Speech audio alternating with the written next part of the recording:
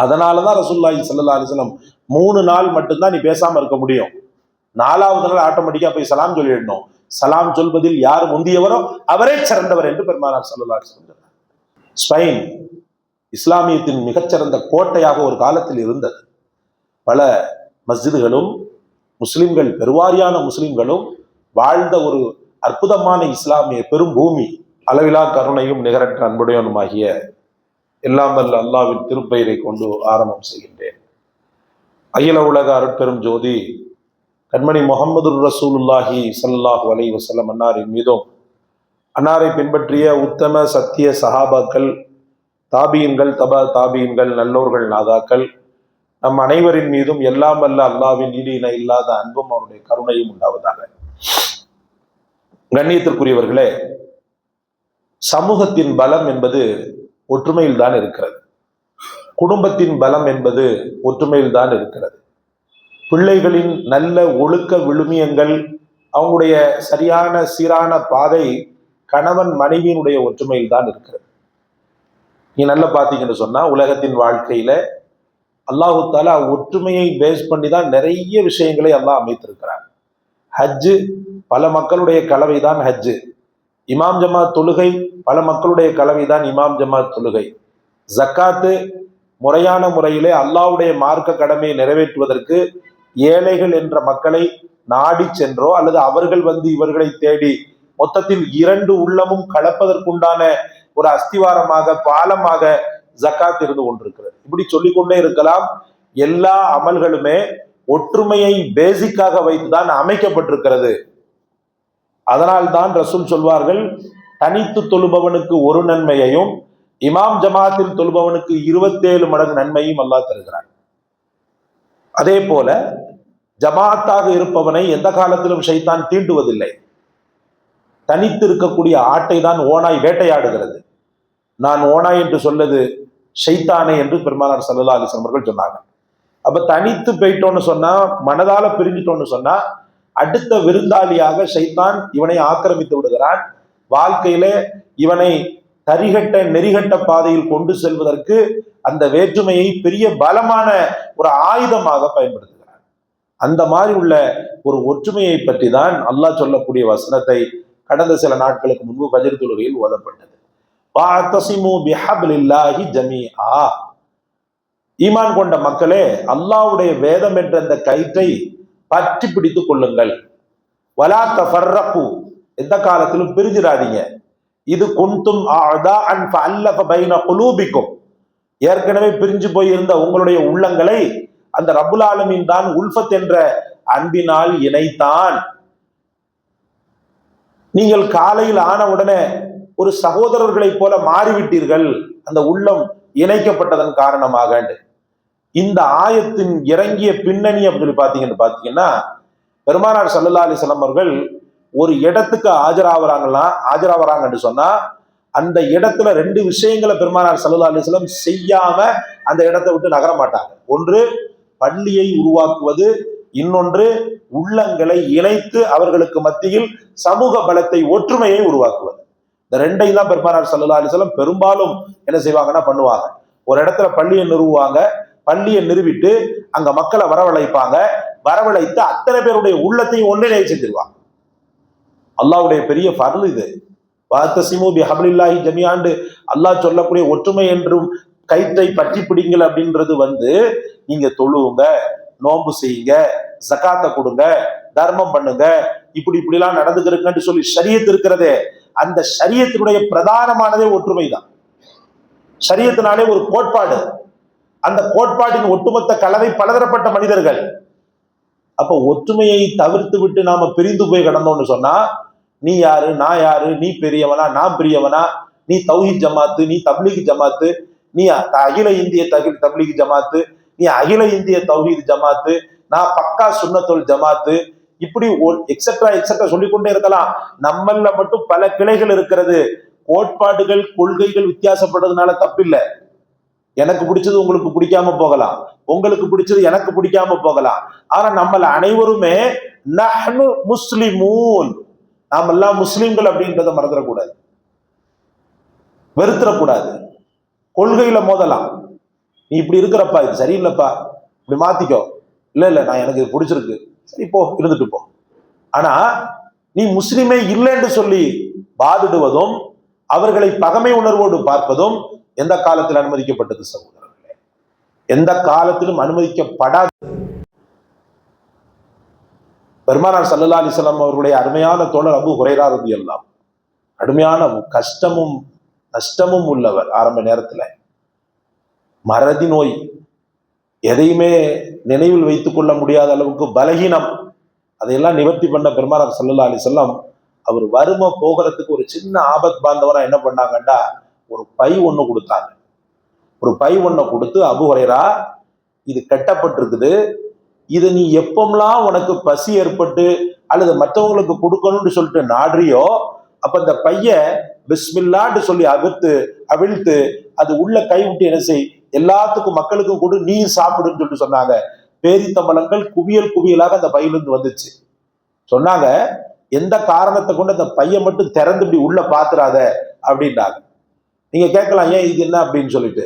அது ரசூலுல்லாஹி ஸல்லல்லாஹு அலைஹி வஸல்லம் அவர்களுக்கு என்று உள்ள அகமியம் சம்பந்தப்பட்டது. அதுல நம்ம மூக்க நுழைச்சிக்கிட்டு அதுல என்னன்னு அதெல்லாம் நம்ம பார்க்க முடியாது. ரசூல்லாட்ட போய் மட்டும்தான் கேட்கணும். எதனால் நீங்க பைய திறந்து பார்க்க கூடாதுன்னு சொல்லிட்டு சொன்னீங்கன்றது ரசூல்லாட்ட போய் மட்டும்தான் கேட்க முடியும். பெருமானார் ஸல்லல்லாஹு அலைஹி வஸல்லம் ஒரு விஷயத்த சொன்னாங்கன்னு சொன்னா அதுல இருக்கக்கூடிய ஞானம் அகமியம் அனைத்தையும் அவங்களை தவிர வேறு யாராலும் புரிந்து கொள்ள முடியாது. அப்ப ஹஜ்ரத் அபூ ஹுரைரா ரலியல்லாஹு அவர்களுக்கு அந்த பைய கொடுத்தாங்க. அந்த பைய பொக்கிஷம் போல வச்சிருந்தார். எப்பமெல்லாம் ஏழைகள் தன்னை நாடி வருகிறார்களோ அவர்களுக்கு தருவார்.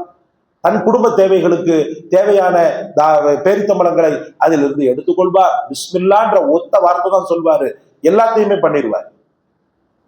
அந்த பை பொக்கிஷமா வைக்கப்பட்ட அந்த பை எப்போ காணா போச்சு தெரியுமா? அதற்கு உஸ்மான் ரலியல்லாஹுடைய ஆட்சி காலம். ரசூலுல்லாஹ்வுடைய காலத்துல காப்பாத்திட்டாங்க. அபூபக்கர் ரலியல்லாஹுடைய காலகட்டத்திலையும் அந்த பையை காப்பாத்திட்டாங்க. அதற்கு உஸ்மானே கனி ரலியல்லாஹு அவங்களுடைய ஆட்சி காலத்துலதான் பிளவுகள் வந்தது. உஸ்மான் ரலியல்லாஹு அவர்களை பிடிக்காதவங்க, அவரை ஆட்சி செய்யறத பிடிக்காதவங்க முஸ்லிம்கள் தான், மாற்றார்கள் அல்ல. பிடிக்காதவங்க என்ன பண்ணாங்கன்னு சொன்னா, பெரிய அளவுக்கு உஸ்மான் ரலியல்லாஹு அவர்களுடைய அந்த கொள்கைகளுக்கும் அவங்களுடைய சட்டத்திட்டங்களுக்கும் மாற்றம் பண்ணி கொண்டிருந்தாங்க. ஜனாதிபதியை எதிர்த்து கொண்டிருந்தாங்க. அவரை சரியான முறையில நிம்மதியா ஆட்சியை விடாம தடுத்துக்கிட்டு இருந்தாங்க.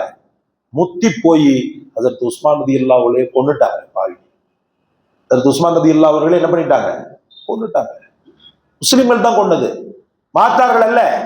அவர் ஷஹீத். ஆனால் அவர் ஷஹீதாக்கப்பட்டது முஸ்லிம்களால், பகமை உணர்வு கொண்ட முஸ்லிம்களால். பெரிய கொந்தளிப்பு நாடு. அது ஒரு மன்னர், ஒரு ஜனாதிபதி, ரசூலுடைய மருமகன், சஹாபாக்கள்லயே பிரதானமான சஹாபி, ஒழுக்கமுள்ளவர். எவ்வளவு அவங்க அழுதாங்களா? கடைசியில பச்சை தண்ணி கூட கொடுக்கல. அந்த பாவிங்க பச்சை தண்ணி கொடுக்கல. சொன்னாங்களாம், ஒரு காலகட்டத்துல மக்கள் தண்ணியின்றி தவித்த போது இந்த உஸ்மானை நோக்கி பெருமானார் ஸல்லல்லாஹு அலைஹி வஸல்லம், உன்னால முடிஞ்சது ஏதாவது ஒரு மக்களுக்கு பண்ணம்பான்ட்டாங்க. பஞ்சம் தலைவிரித்தாடுகிறது. உஸ்மான், என்ன பண்ண முடியுமோ அதை பண்ணுங்க. என்ன உடனே பல தீனார்கள் திருகங்கள் கொடுத்து ஒரு கிணற வாங்கி அதை அப்படியே வக்ஃப் செஞ்சாங்க. இது உஸ்மான் கிணறுலாம் போடல, இது பைத்துல் மால், அல்லாஹ்வுடைய சொத்து, அதுல இருந்து அனுபவிச்சுக்கிறீங்க. அப்படி ஊருக்கே தண்ணி கொடுத்த மனுஷனுக்கு உயிர் போகின்ற நேரத்துல ஒரு வாய் தண்ணி கொடுக்கறதுக்கு ஆள் இல்லை. ஷஹீத். அந்த கிளையபரத்துல அந்த பிரச்சனையில அந்த பை காணா போச்சுன்றாங்க. அதற்கு அபூ ஹுரைரா, எனக்கு 2 பெரும் கவலை. என் பிரியத்திற்குரிய தோழர், இந்த நாட்டினுடைய ஜனாதிபதி உஸ்மான் ரலியல்லாஹு அவர்களை மட்டும் நான் இழக்கவில்லை. எனக்கு தாய்க்கு தாயாக, தந்தைக்கு தந்தையாக இருந்து, எனக்கு எல்லாமுமாக இருந்து, என் வாழ்க்கையில மறுமலர்ச்சி ஏற்படுத்த துடித்த முஹம்மது ரசூலுல்லாஹ்வுடைய மாணிக்கமான நிஅமத்தான அந்த அதிசய பையையும் நான் காணாக்கிவிட்டேன்.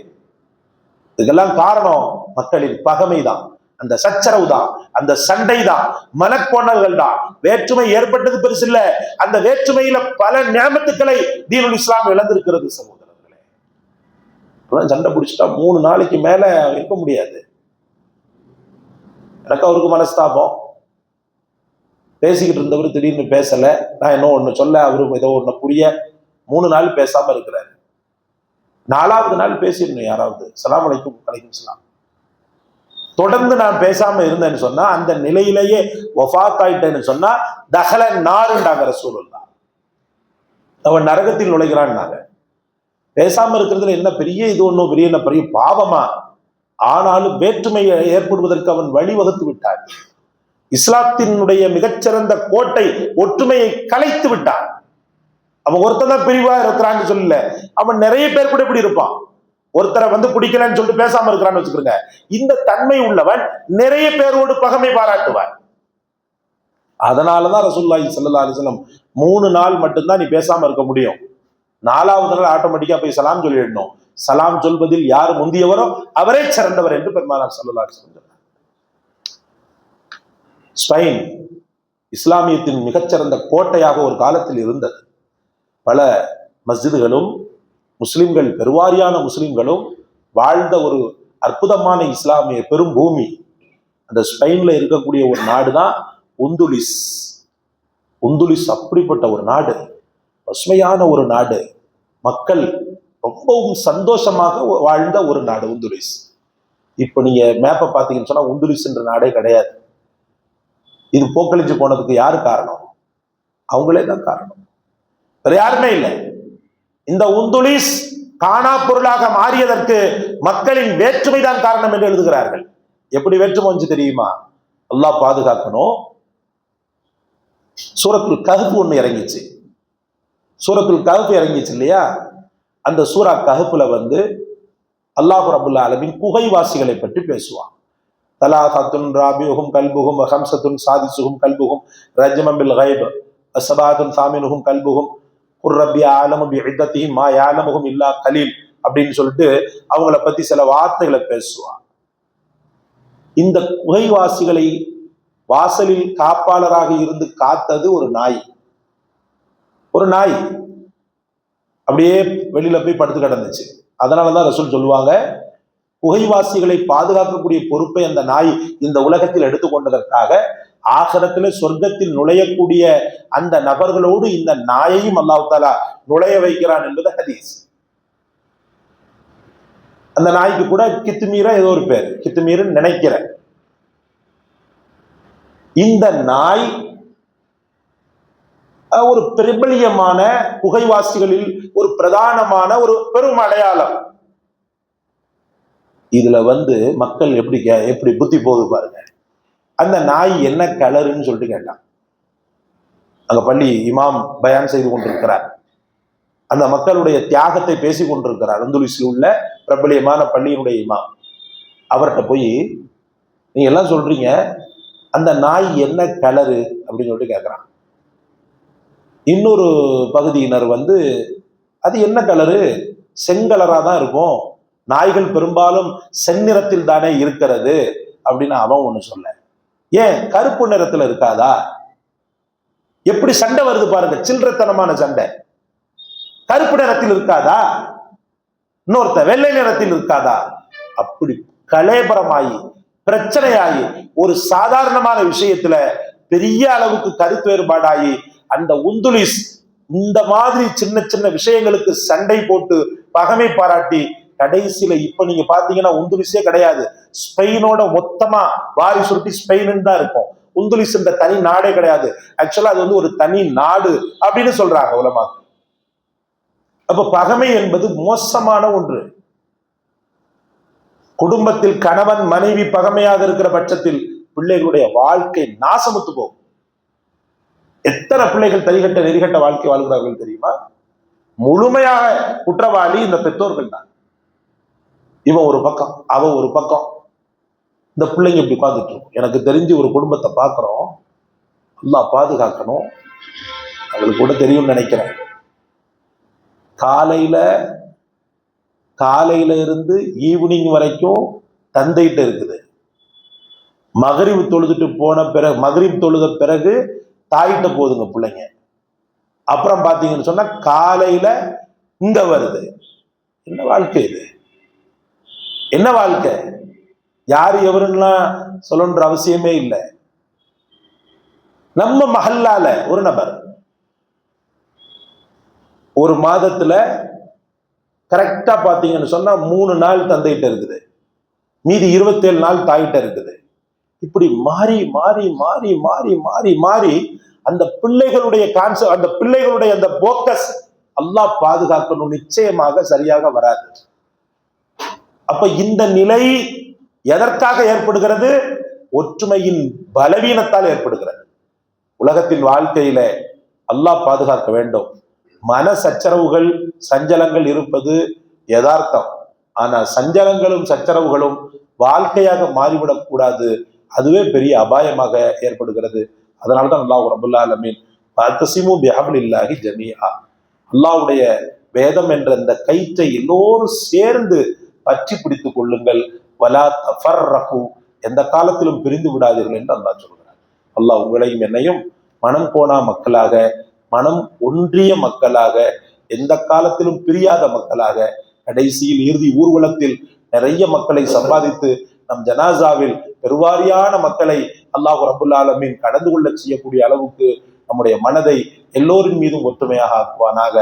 ஆகிரு தாவானா அல்ஹம்துலில்லாஹி ரப்பில் ஆலமீன். சுப்ஹானல்லாஹி வ பிஹம்திஹி, சுப்ஹானக்கல்லாஹும்ம வ பிஹம்திக, அஷ்ஹது அல்லா இலாஹ இல்லா அன்த, அஸ்தக்ஃபிருக வ அத்தூபு இலைக். சுப்ஹான ரப்பிக ரப்பில் இஸ்ஸத்தி அம்மா யசிஃபூன். ஸல்லல்லாஹு அலைஹி